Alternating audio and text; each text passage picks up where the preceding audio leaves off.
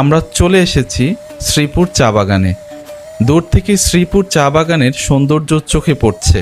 রাস্তা দিয়ে যেতে যেতে কয়েকবার মনে হচ্ছিল গাড়ি থামিয়ে একটু দাঁড়াই। শেষ পর্যন্ত আর লোভ সামলাতে পারলাম না।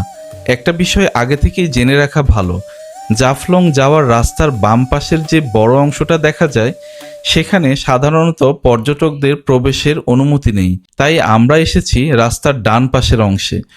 খুবই সুন্দর একটা জায়গা, অসাধারণ। দূরে মেঘালয় পাহাড় আর তার পাশেই শ্রীপুর চা বাগান। অসম্ভব সুন্দর একটা পরিবেশের সৃষ্টি করেছে এই জায়গাটাতে। শ্রীপুর চা বাগান বাংলাদেশের অন্যতম জনপ্রিয় কয়েকটি চা বাগানগুলোর একটি।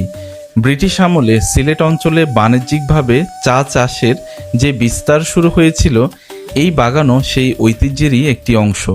আপনারা দেখতে পাচ্ছেন আমার পেছনে বিস্তীর্ণ চা বাগান, একদম বর্ডারের কোল ঘেঁষে এই চা বাগানটা, এবং এই পাশে হচ্ছে ভারতের মেঘালয় রাজ্যের বড় বড় পাহাড়গুলো।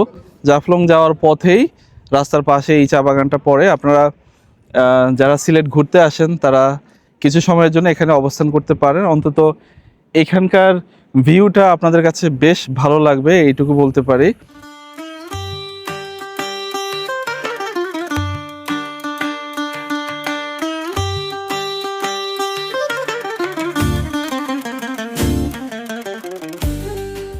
যদিও এখানে চা চাষের ঘনত্ব তুলনামূলকভাবে একটু কম, কিন্তু চারপাশের পরিবেশ এতটাই সুন্দর যে সেটা একেবারেই অনুভব হয় না।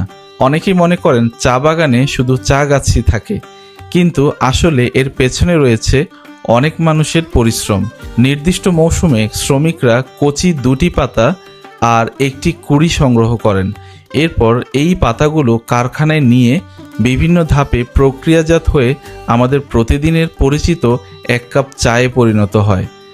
যে কোনো চা গাছ কিন্তু যদি সঠিকভাবে পরিচর্যা করা হয় তাহলে প্রায় 50 থেকে 100 বছর ফলন দিতে পারে। তো আমরা যদি এগুলোর উপরের অংশটা না কাটি তাহলে চা গাছ কিন্তু নর্মাল গাছের মতো অনেক বড় হয়।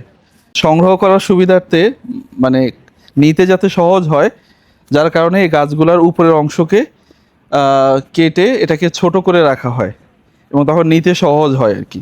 ছোট ছোট চা গাছের সারি, মাঝখানে ছড়িয়ে ছিটিয়ে থাকা বড় বড় গাছগুলো, আর পেছনে সবুজ পাহাড়, সব মিলিয়ে পুরো জায়গাটা যেন প্রকৃতি খুব যত্ন করে সাজিয়ে রেখেছে। আপনি যদি সিলেটে ঘুরতে আসেন, চেষ্টা করবেন অবশ্যই শ্রীপুর চা বাগানে কিছুটা সময় কাটানোর। চলুন এবার আমরা রওনা দিই আজকের পরবর্তী গন্তব্যের দিকে। সামনে আমাদের জন্য আরও নতুন কিছু অপেক্ষা করছে।